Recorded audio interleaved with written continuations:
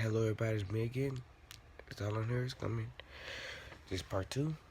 I meant to do it yesterday, but something happened. So yeah, start that. So this is about. So it's in Matthew chapter 24, verse 1 through 51, and Jesus tells us. Yep. I think that's it. Yeah, Jesus tells about the future. As Jesus was leaving the temple grounds, his disciples pointed out to him the various temple buildings. He responded, "Do you see all these buildings? I tell you the truth, they will be completely demolished. Not one stone will be left on top of another."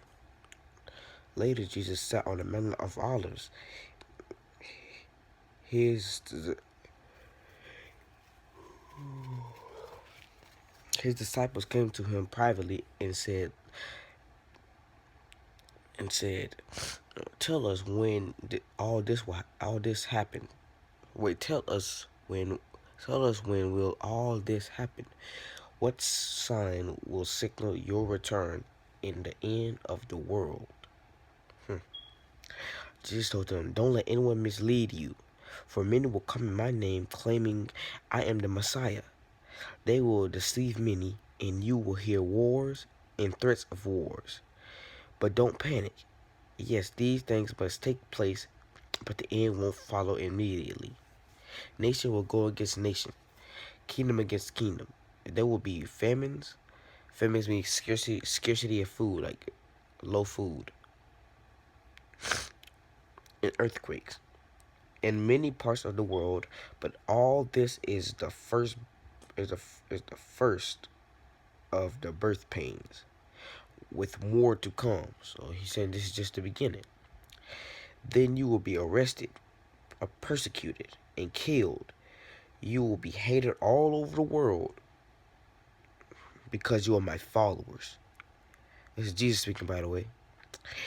And many will turn away from me and betray and hate each other. And many false prophets will appear and will deceive many people. Sin will be rampant everywhere, and the love of many will grow cold. But the one who endures to the end will be saved. The one who endures to the end, the one who doesn't turn away after everything, after all the bad things happen. The one who endures to the end.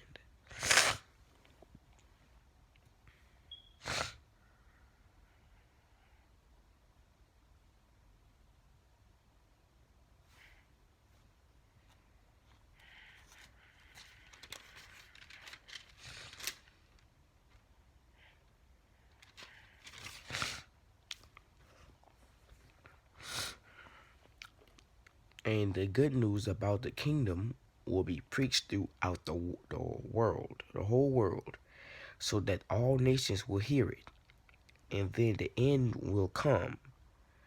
Oh, so you said, and then the good news about the kingdom will be the gospel, the true gospel, will be preached throughout the whole world, so that all nations will hear it, and then the end will come.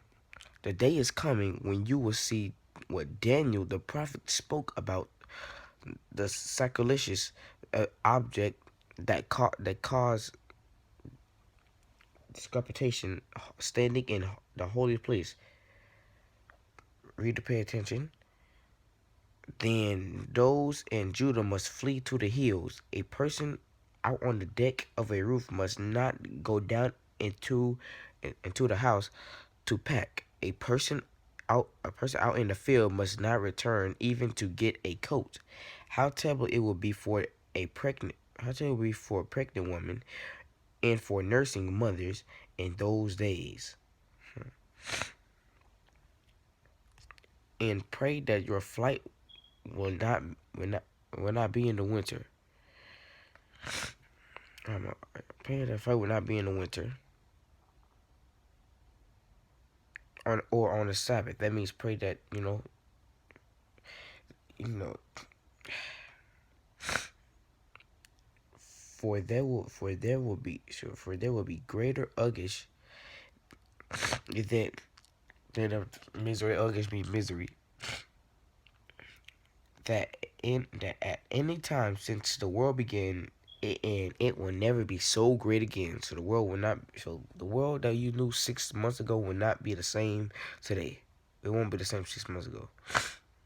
And the world that you knew 6 months ago, it's not gonna be that world no more. It won't be the same.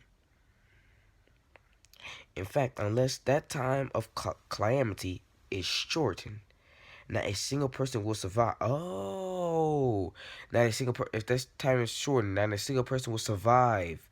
I get what he meant now, but it will, but it will, but it will be shortened for the sake of God's chosen ones. So, so what that video I made about heal their land. Let me go to Second Chronicles. Let me go back to Second Chronicles. Just in case anybody never, in case anybody didn't see that, I forgot.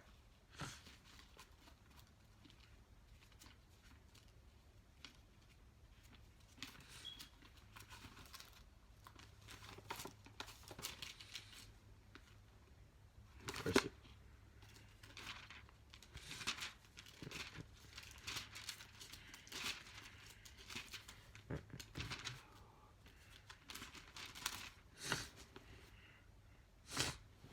All right.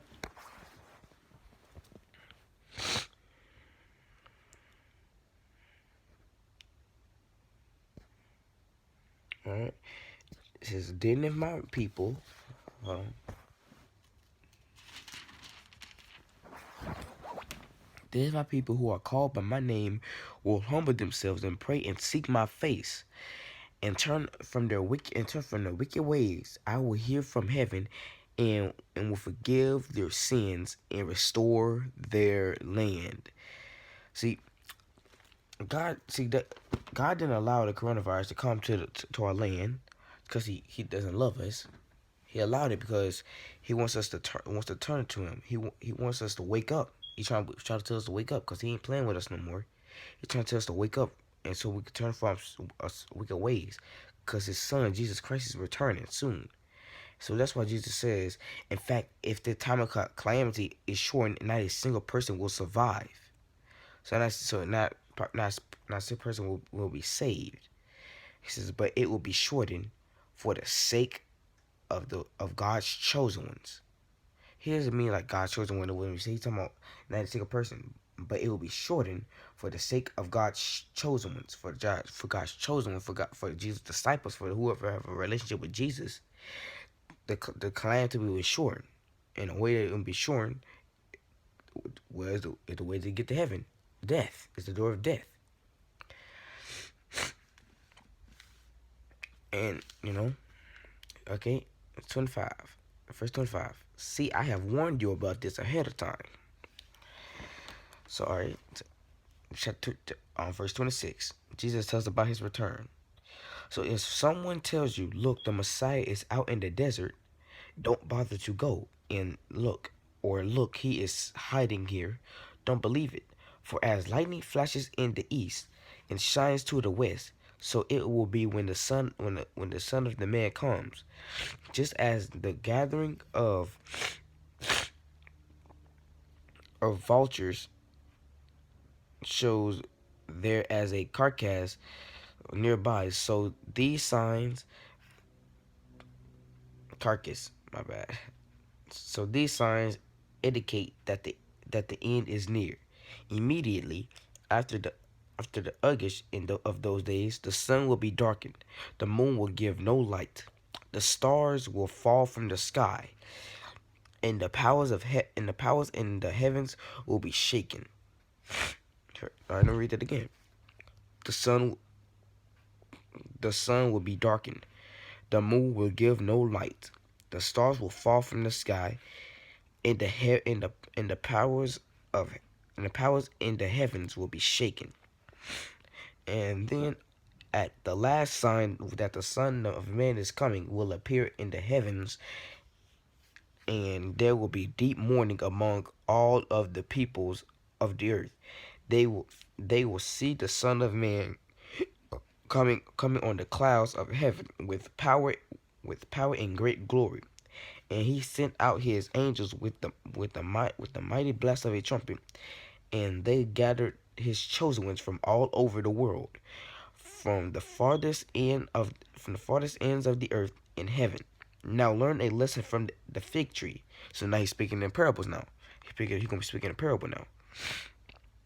Fig tree, when its branches bud and its leaves begin to sprout, you know that summer is near. Oh, fig tree, when its branches bud and its leaves begin to sprout, you know that summer is near. In the same way, you will see all these things. You cannot you wait all these things you not pass from the scene until all these things take place. So Jesus saying, so Jesus, oh no, hold on, oh okay, all right. In the same way, when you see all these things, you can know His return is very near, right at the door. I tell you the truth, this generation will not pass from the scene until all these things take place.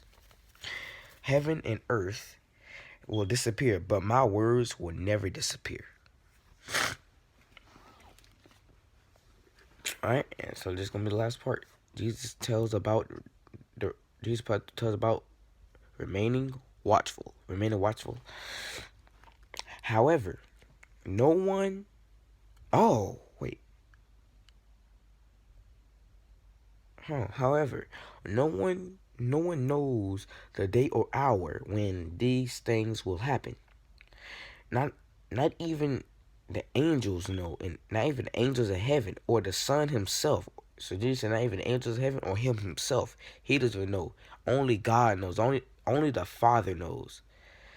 When the Son of Man returns, it will be like it was in Noah's days. In those days before the flood, people were enjoying banquets and parties and weddings. Right up, right up to time Noah entered his boat. People didn't realize what was going on, what was going to happen, until the flood came and swept them all away. That is the way it will. That is the way it will be when the Son of Man comes. Two men will be working together in the field. One will be taken, another left. Two women will be grinding flour at the mill. One will be taken, another left.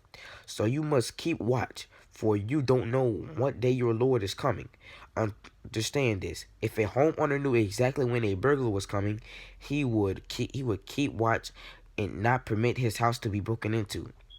You must also be ready at all the time, for the Son of Man will come when least expected.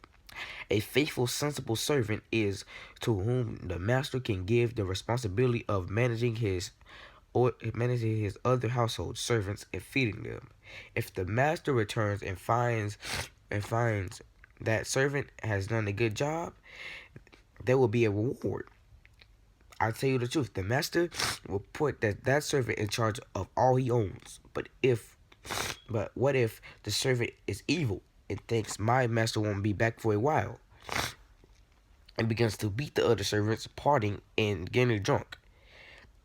The master will return unannounced and unexpected, and he will cut the servant into pieces and assign him to a place with the hypocrites, in that place where there will be weeping and gnashing of teeth. So he says he's saying people. So he said if the servant evil, if you haven't repented yet, or if you're claiming to be a Christian, but you're really not doing anything, or something, he said he will cut you off and send you to a place with weeping and gnashing of teeth. He's talking about hell. He's talking about hell there. If you're a good servant, you done a good job, you know what you're supposed to do, you finished the race, you done what you're supposed to do.